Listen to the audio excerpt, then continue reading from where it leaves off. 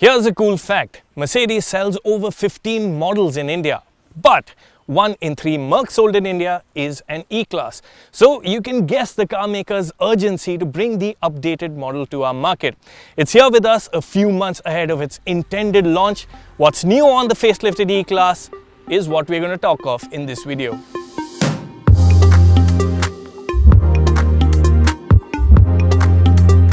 We'll go outside in, and what's clearly evident is that this facelift is no nip and tuck job.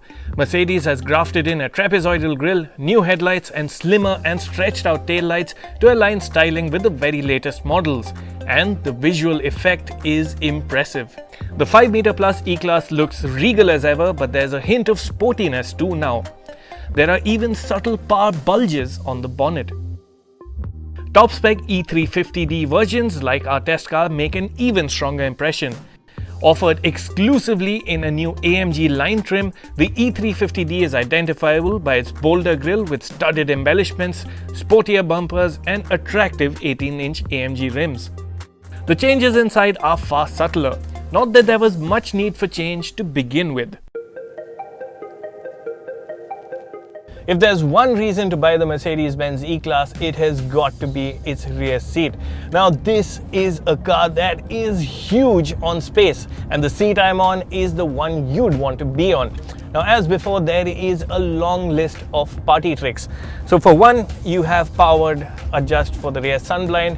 You can use a button to operate the rear visors, and of course you can move the front passenger seat forward to create even more legroom. You also have the option to recline your own backrest, and don't you just love these pillow-like rear head restraints? Ride comfort is another highlight on the E-Class. The range-topping E350D as before comes with air suspension, and set to comfort mode, it does a really good job of softening the blows of our roads. Low-speed ride is really cushy and nice. It's just that when the going gets faster, you can feel that softness at higher speeds. There is a level of floatiness. The car tends to move up and down, but that can be controlled by requesting your chauffeur to switch the car to sport mode. You won't need to keep instructing your driver for other functions, however. Mercedes has also updated the rear tablet, so now you can not only control the navigation and music features, but you can also control some functions of the central touchscreen right from the back. There is space for a middle passenger, but the rear section is best experienced by 2 occupants with the massive center armrest folded down. But as good as the E-Class's rear seat experience is, it's not perfect. For one, there are certain things like the absence of too many cup holders. There's just one, and it's a bit of a reach away at the rear center console. The other issue remains the efficacy of the air conditioning system. Now this is something we brought up in the past as well. The E-Class has a large cabin, but the air conditioning system takes a bit of time to cool it. But tech-savvy owners will not have that problem to contend with. All they need to do is pick up their phone, connect with their car, switch it on remotely and have it pre-cool, and you'll be good to go. Like all new Mercs, the E-Class is big on connected tech and gets a whole host of functions. Up front, there's much to like as ever. The basic design of the E-Class's dashboard is pretty much the same as before, and that means that it successfully marries old world warmth with new age tech.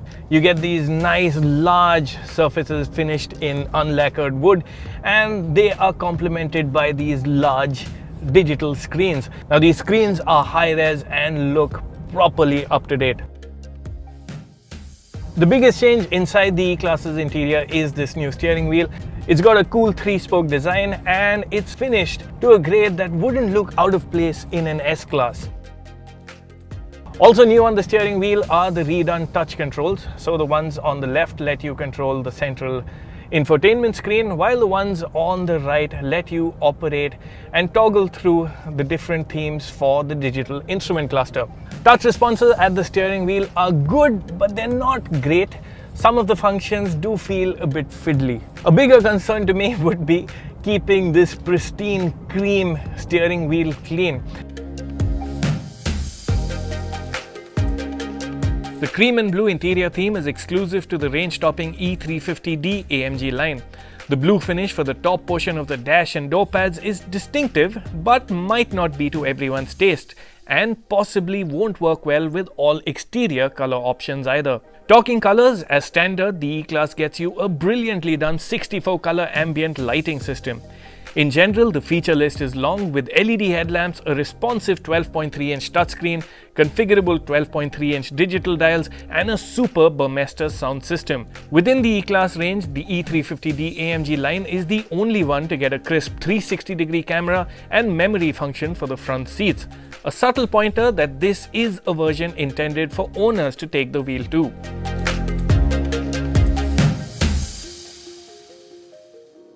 The front seats are really comfy as well, even if they lack ventilation and massage functions. As before, there's the option of 4-cylinder petrol and diesel engines and a 6-cylinder diesel. Featured here is the range-topping E350D diesel that made the switch from a V6 engine to Merck's latest straight-six diesel over the transition to BS6 emission norms last year.